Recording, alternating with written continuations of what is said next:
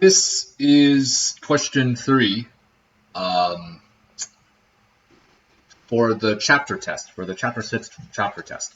So this question is not necessarily, well, you don't know exactly what topic this question is related to because it could be, because it's a chapter test, like this question could have to do with counting techniques, with mutually exclusive events, independent events, and anything like that.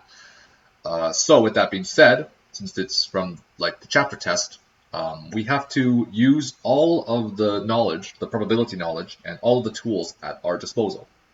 All right, so let's begin with that.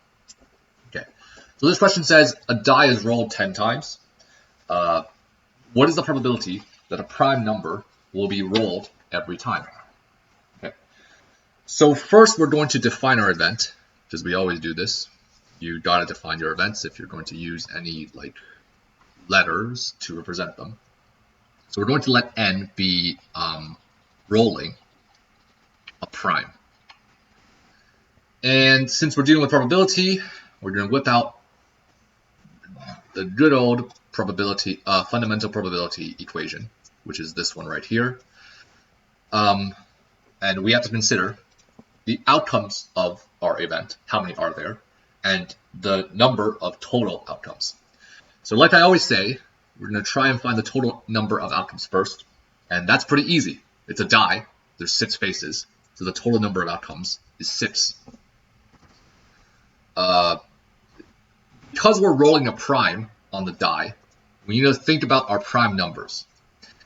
And we only have like 3 prime numbers between 1 and 6. There are 2, 30, and 5. So the number of outcomes here is 3, because again, there's only 3 numbers. So the probability of n is going to be 3 over 6, or 1 over 2. However, that's just one roll. We're rolling the die 10 times, and because, so our event is going to be, like, we want to find the probability of 10 primes. And remember that die rolls are independent.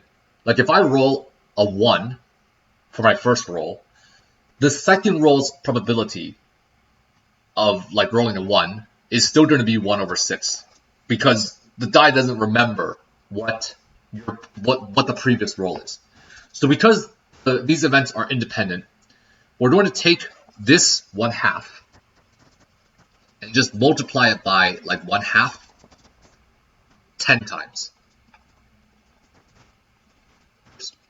10 times. So there's going to be 10 times.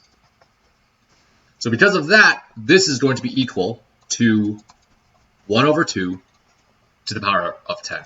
And there are different ways of writing it, like if you wrote it like this, for example, or like this, they're all the same.